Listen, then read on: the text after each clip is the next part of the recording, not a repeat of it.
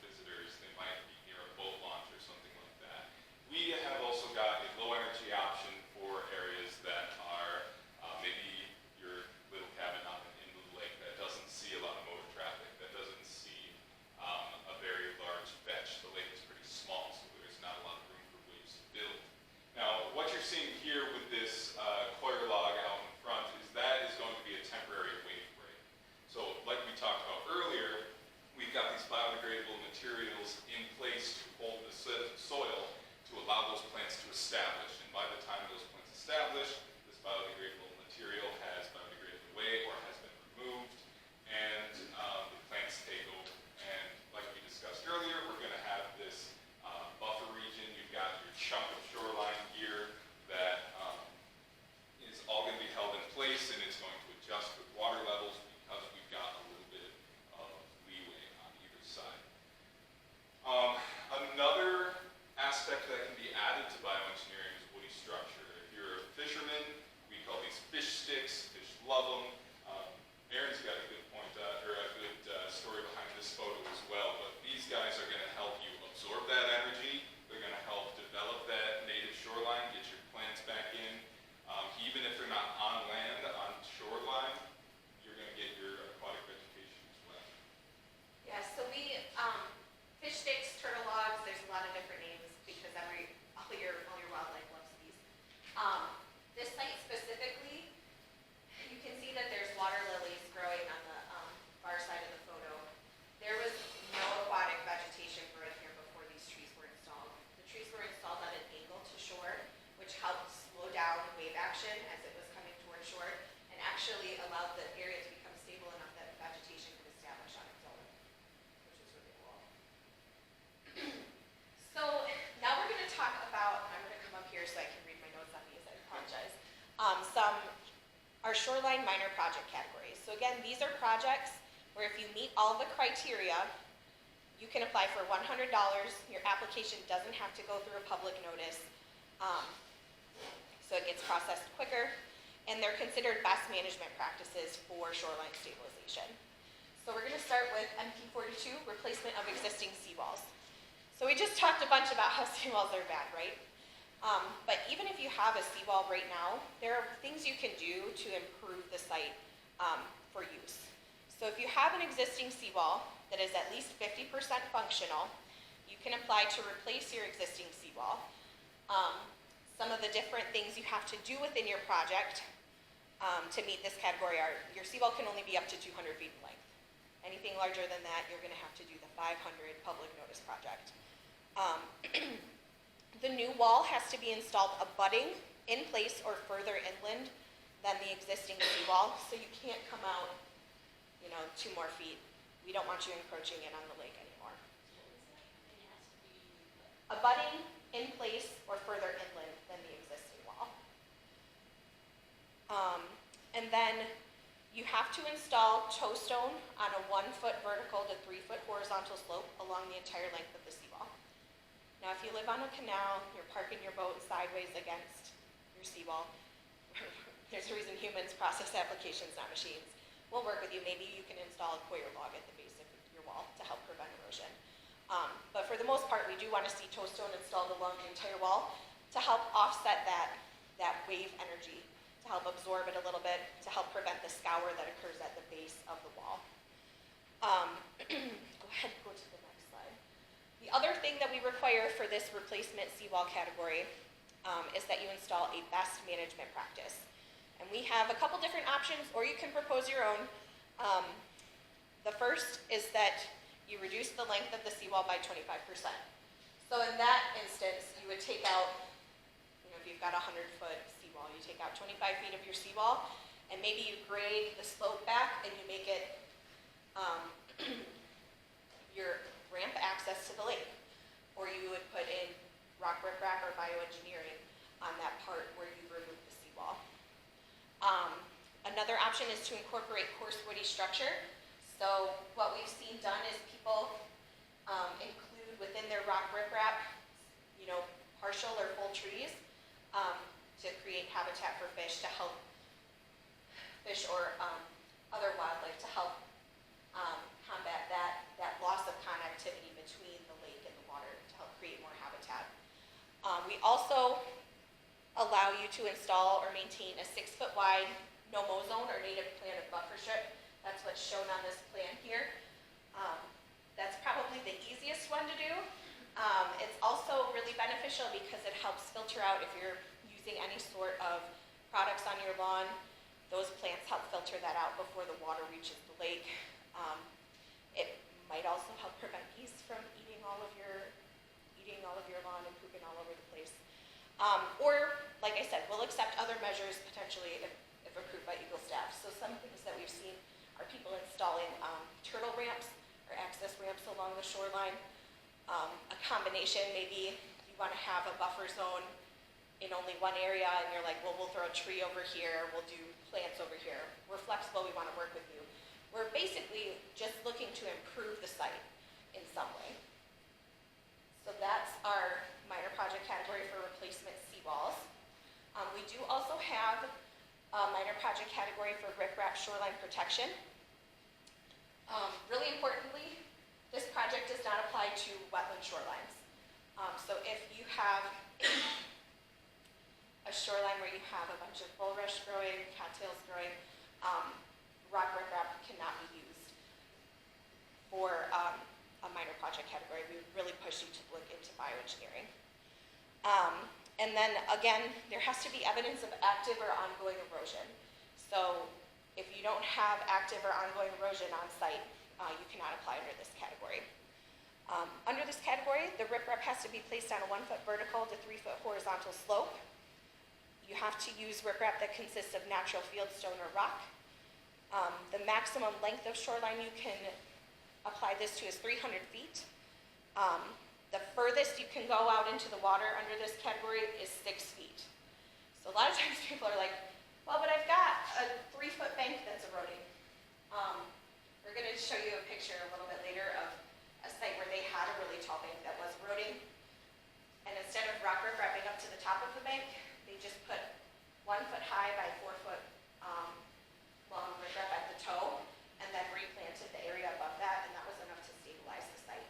So just because the bank is already 3 foot, you don't have to have the rock come that high necessarily. And then the maximum rock size allowed under this category is 18-inch diameter or smaller based on site conditions. We have a really great method for determining what size rock is really required to stabilize your site, what maximum size rock is required. And we have like a survey that you can do to help you figure out what size rock is really required that I'll show you at the end of the presentation. Back to the next one. So then we get into here's that shoreline that I was talking about. So there's actually a house right behind these trees that you can't see. And as you can kind of see in this photo, this tree's still hanging out a little bit. Several of the trees were leaning like that.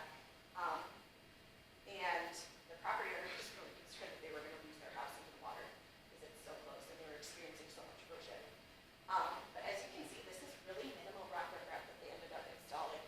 And what they did was they repacked the area with a coir log and soil, replanted it. They packed in specifically around each of the trees that were eroding or falling in. And they were able to stabilize the site really effectively. That's on Walloon Lake, on the Emmett County side, I believe. But so we've got 2 categories for bioengineering.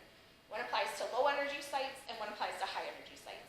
The way we determine what your site is considered, we look at, first thing we look at is fetch. So the fetch is the longest unobstructed distance across the lake. So if you're standing on your shoreline, you're looking across the lake, the place you can see that's the furthest away is going to be your longest fetch. So if that distance is a mile or less, we're probably going to consider it low energy.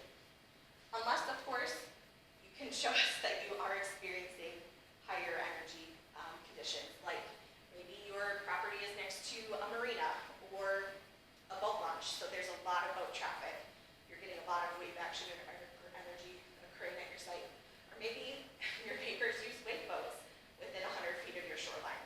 So obviously those things would be contributing to a higher energy wave that you're experiencing at your site.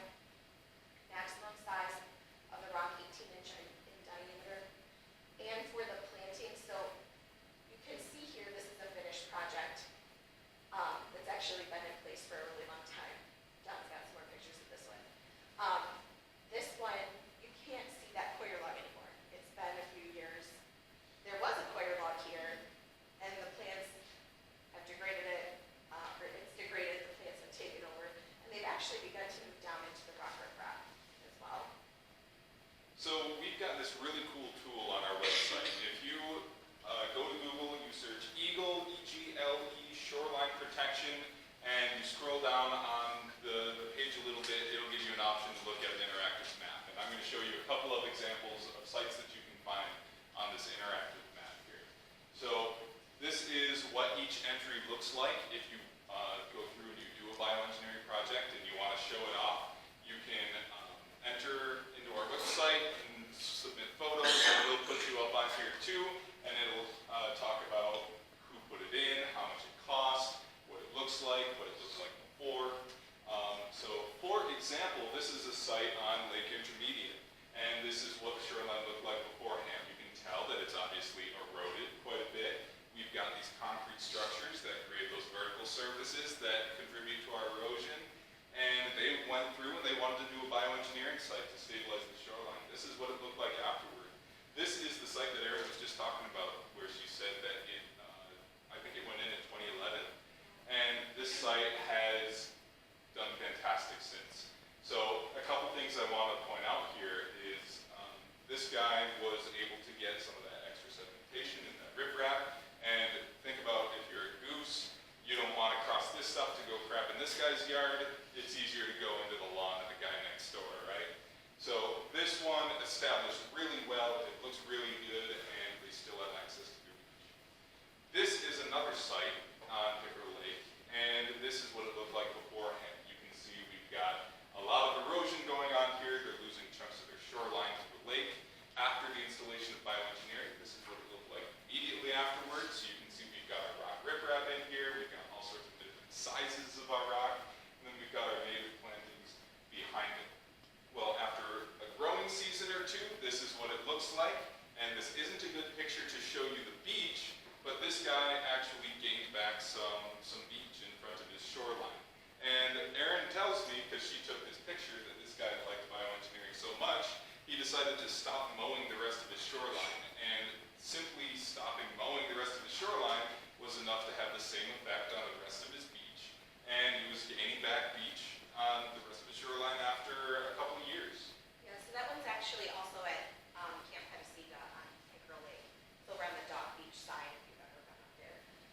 But so both of those projects are things you can go take a look at public parks, which is pretty cool. Like Don said, we've got a lot of really great information on our EGLE Shoreline Protection webpage. We have the story map that he just pointed out. That's really useful if you're, in the project planning stage to see, all right, I have a pretty similar fetch on my lake. And, I also experience a similar wave energy, same kind of boating activity. Maybe this kind of project would work for my shoreline. And then you can also see how much the project costs with that specific contractor. We have our Inland Lake Shoreline Energy Assessment. That is that quiz I was kind of telling you about. It's like a survey. You fill it out. It tells you how to find your fetch, and it helps you determine what kind of energy you're experiencing at your site. We also have our best management practice fact sheets, which are also in the back for you, but they're available virtually as well. And then we also have illustrations and plans showing our shoreline best management practices. So if you're looking to do a rock riprap project or a low energy bioengineering project, you have sample plans. You can literally just fill in your own dimensions on them. You don't have to draw them yourself. You don't have to be an artist. And they're really useful. Lots of good stuff on that webpage. You want to go to the next one. I also wanted to give a quick plug for our Michigan Natural Shoreline Partnership. This is also a website that I highly recommend you look into. We have information on shoreline erosion. We have sources of native plants in your, obviously we're here, where we have a great source of native plants. But if there's just one you can't find, it's a great site to find what suppliers there are in your area. We also, through MNSP, have a program where we train contractors to install bioengineering projects.